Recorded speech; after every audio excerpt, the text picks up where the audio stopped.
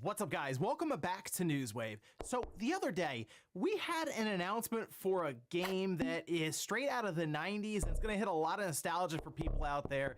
And also, it's going to a Nintendo system you wouldn't have expected. We'll go over that, though, here today. Also, we are going to be talking about Starfield with some pretty surprising sales information coming in. While we've looked at the concurrent player count numbers, now we actually have it charting, even though the game's not technically out yet. And we'll also be talking about Tokyo Game Show as the full schedule for different streams and companies has been released. Guys, if you enjoy these videos, make sure you hit that like button, helps out a ton. And if new here to the Spawnwave channel, make sure you subscribe down below. And we're gonna start today with Pete Hines, Bethesda, and Redfall, which I probably don't have to tell you, didn't do too well when it came out, but there were promises made before its release that it seems like Bethesda and Microsoft are going to see through, which does include a certain patch that should move the frame rate to 60. However, this was in an interview with Pete Hines in GamesIndustry.biz, where he basically talks about their plans for Redfall going forward. This, where he says, the Elder Scrolls Online's PC launch was not flawless, but we stuck with it. Now it's like this insanely popular multi-platform. It's the same with Fallout 76. Redfall is no different for us, okay? We didn't get the start we wanted, but it's still a fun game, and we're going to keep working on it. We're going to do 60 FPS. We're going to get it to be a good game because we know as a first-party studio, Game Pass lives forever. There will be people 10 years from now who are going to join Game Pass and Redfall will be there. And I mean, he's not incorrect about that. I assume, yes, 10 years from now, a lot of the content that Microsoft is making right now will be available to people probably for the first time even. I mean, people, again, cycling in new gamers will probably find Redfall and say, oh, wow, this is either a really good game because they did fix it, or I guess they abandoned it because it's still running at 30 frames per second. They keep saying it's coming, that 60 FPS patch, so we'll see. But I guess let's clear that hurdle first and get the frame rate there. Also, PAX West did happen over the weekend, and there was an interesting post that was made online that had people talking once again about the Microsoft-Nintendo partnership, and this is from Phil Spencer over on Twitter, where he says, had a great time visiting PAX West today with my family. Fun to get to walk the floor and just play games. Had a blast playing 4-player Super Mario Wonder at Nintendo Live.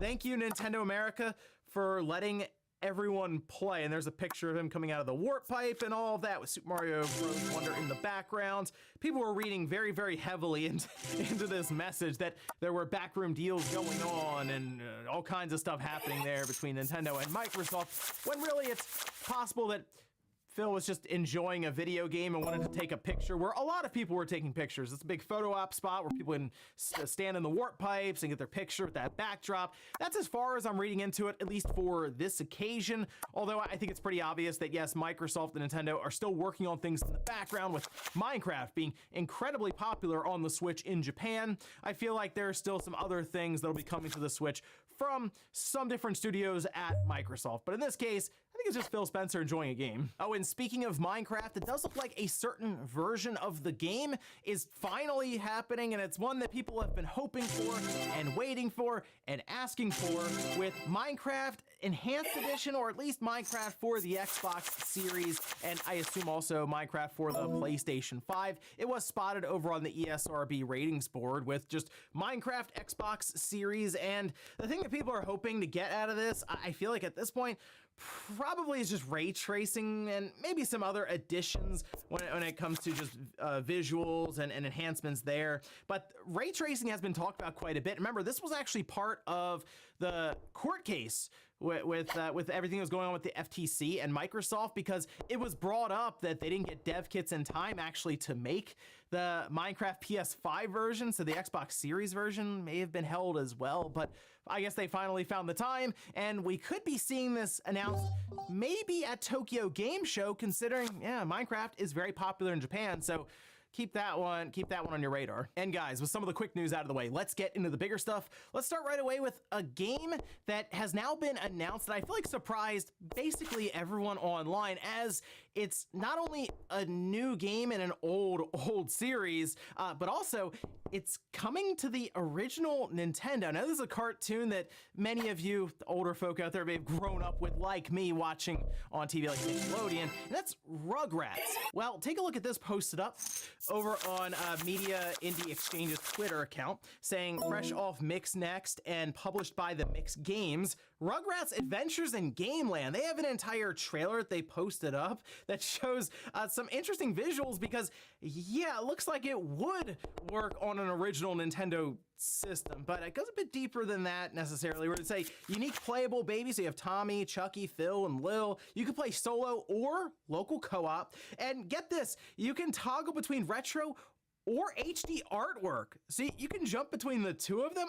It's kind of like what we've seen in other games. I'm thinking of the Halo Anniversary Edition, where you could jump back and forth between those, but many other games have also done this. They do mention there are multiple levels with unique themes, secrets, and boss encounters from the Rugrats world. And I will admit, I'm looking at this, visually speaking, they have like the text on the bottom that basically says it's not final necessarily, like how it looks. It looks maybe a bit too advanced at times for that original Nintendo system. Even though the aesthetic obviously plays into that 8-bit style, there are still some things going on screen with the sprites, backgrounds, animations that it might be a little, maybe need to pare back slightly. But here's the interesting thing. While it says consoles and PC for 2024, it still kind of leaves it up to the imagination. Wait, does that mean it could be on the original Nintendo? Because it's sort of mentioned on the box that they showed in that trailer. Well, Chris Scullion asked this on Twitter, saying, will it actually be available on NES 2 without the HD stuff, obviously? The box says it is, but I can't tell if it's just a placeholder. Media Indie Exchange replies, sure will. So next year, Rugrats Adventures in Gameland will be releasing on consoles, PC, and the original Nintendo system. So we'll have to wait for more information on this one around the price of that original Nintendo cartridge, I assume with the box, manual, which is very important. Make sure they get that one right. But yeah, I will check this one out. Again, it does play into the nostalgia of like early morning cartoons with Rugrats and stuff, but that was a very, very popular cartoon back then. So this coming out now is gonna basically play off nostalgia of people like me in our 30s and remember that time. Not like I guess the Rugrats cartoon that was more than a decade later was all grown up. No, the original Rugrats cartoon. But interesting stuff. And maybe I will get that original Nintendo cartridge and we can take a look at it here in a video and see how they put it all together and everything. But really, really cool stuff there. I guess keep an eye out for a new Rugrats game next year. Next up, let's talk about Tokyo Game Show, which will be starting in like 2.5 weeks. And this is going to be kind of tough, specifically for me covering this, because generally when it's going on, it's like nighttime or like early in the morning here, Eastern Standard Time. So I might be a little off with some of the news. I might have to move some stuff around, and you might see more videos pop up randomly to cover this stuff, because I am genuinely expecting some pretty sizable announcements to happen at Tokyo Game Show, with 2 days in particular that I'm going to be focusing in on. And fortunately, we now have the schedule that's been released for some of these live streams, and we can see this here that was released. And I mean, you can see immediately there's 2 days, the 21st and the 22nd, that I would say definitely pay attention to. While there is still D3 Publisher on the 23rd, I feel like you're going to see the majority, or at least the bulk of announcements happen in those first 48 hours. So, I mean, we can see they have like the opening program, keynote, all this, but then you get down on the 21st, Thursday, which again will probably be, that actually might be late, no, it'll be still early in the morning for me, Japan Game Awards, but Microsoft kicks off the entire show. So definitely keep an eye on Microsoft. As I mentioned before, they seem to be making a lot of moves and partnerships and have been working alongside many developers funding through Game Pass. You could see a lot of Game Pass announcements here, as well as you could see that Minecraft Enhanced Edition announced here, considering, again, Minecraft consistently charts every single week in Japan. So it is a very popular game there. Then we have 505 Games. Sega and Atlas, of course, keep an eye on those because they mentioned that they were going to have a live stream that I would say is worth tuning into. So it could be anything there, especially with all the Sega stuff we're hearing in the background. Atlas technically could talk about Persona 6, but I'm not necessarily expecting it still, though. Level 5 is a lot happening right now. Koei Tecmo Games, Capcom. So right there, that block, I'm expecting quite a bit of stuff to happen there in those couple of hours. Then moving to the 22nd, Koei Tecmo Games, Hoyoverse, Square Enix, and Project Moon.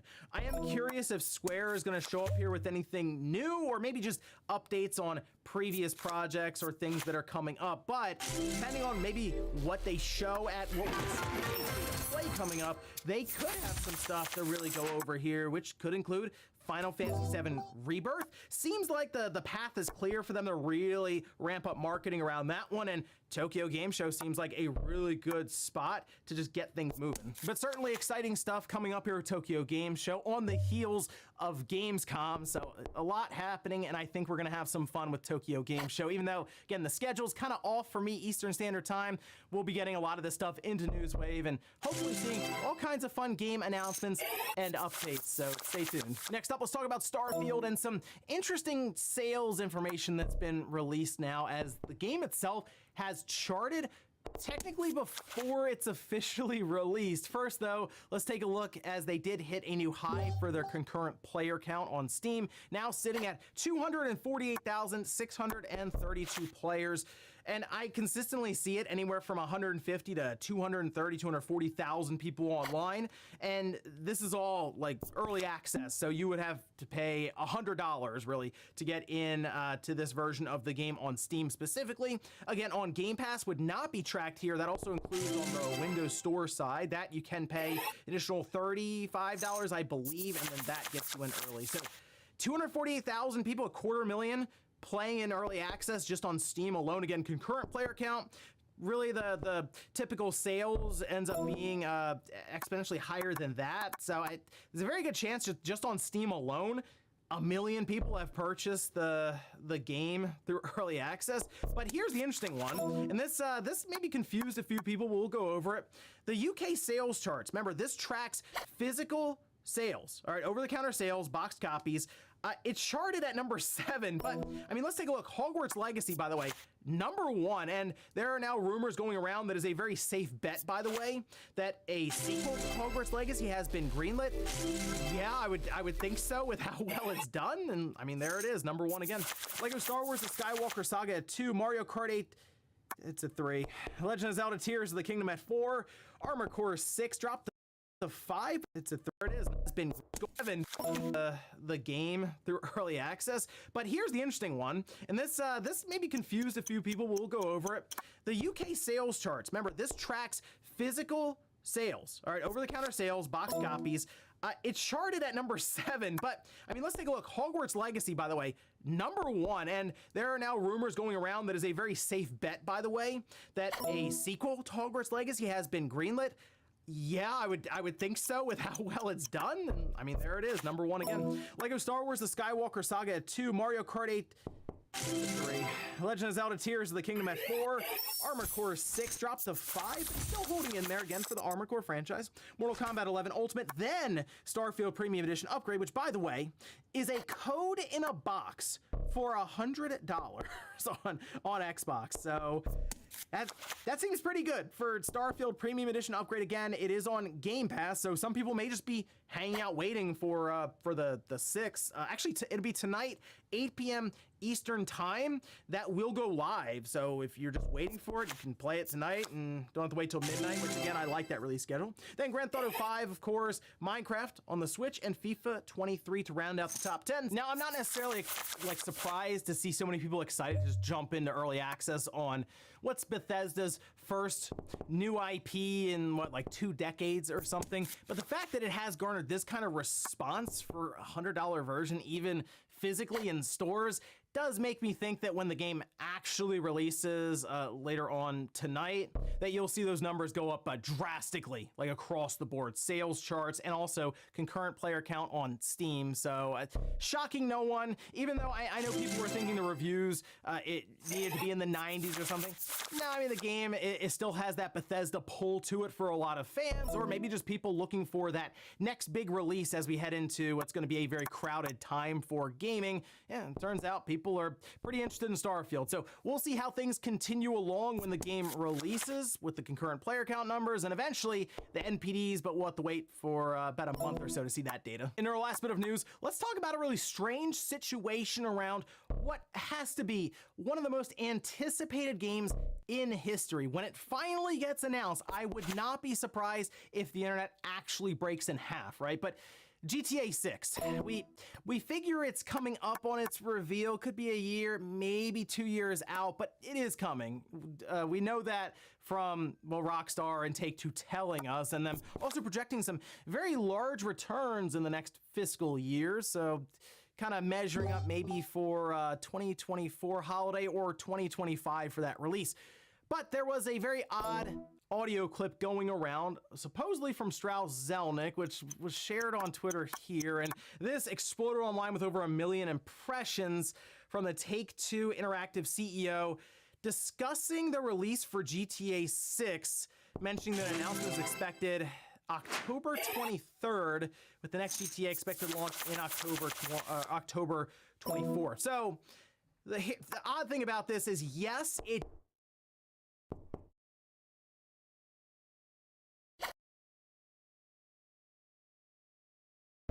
did get dinged with a copyright claim and pulled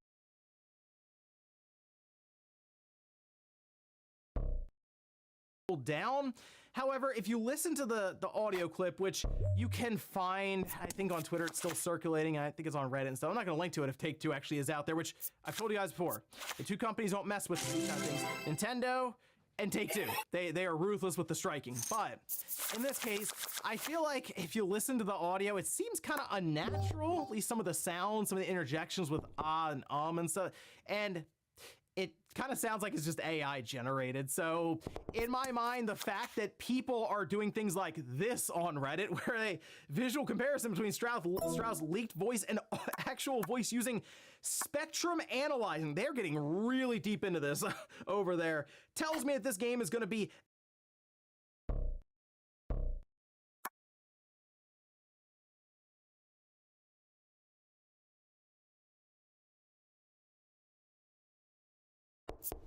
Hey everybody, this is Doug. This past weekend I was reading the forums, the different Facebook pages that I follow for patients, and came across a question that was asking if we need to take the same precautions with an iWatch that we do with our smartphones. So basically, industry really recommends that we keep smartphones about 6 inches away from our device. And the question was, do we need to do the same thing with an iWatch? I had heard of no problems with using an iWatch. And the only thing was if there's a magnet in the wrist strap that you don't want to have, because if you put your arm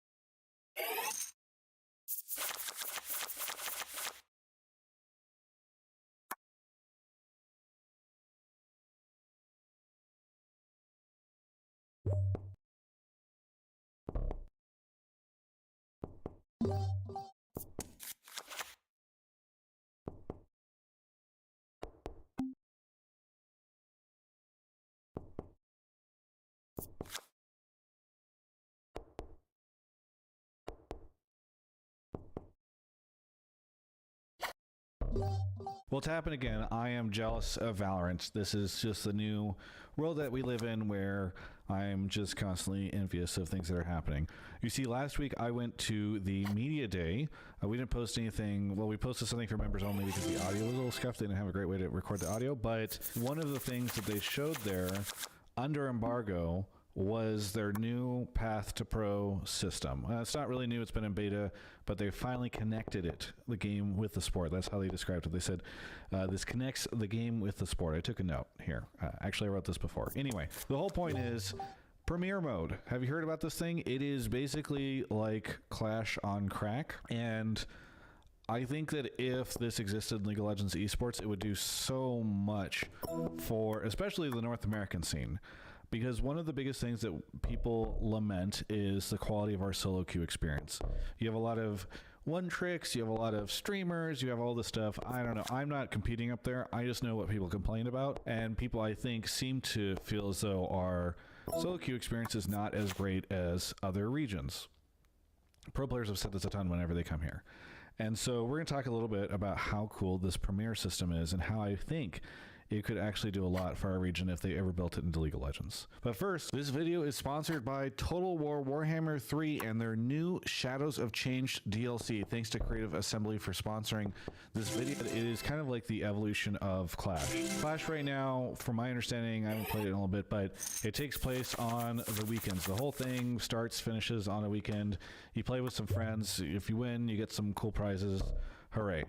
Premier is different than that. In Premier, you create a team with 5 to 7 players, and you're actually competing over multiple weeks. You get signed into a division based off of the rankings of the players that are in your team, and then you compete within that. And you actually only have to play 2 games a week, but it goes for multiple weeks. And then if you do really well over those weeks, you actually qualify for a playoff tournament where you get basically like the pro Valorant experience where there's like map bans and all this stuff. And so you get to experience what it's like to be a pro Valorant player, at least your team does, in the way that you end up in this tournament and you get all these ban systems, etc. This went into beta a couple of months ago. Actually, I guess back in April, I think is when they did their first big beta. But as of this week, as I record this, it is officially out and people can participate.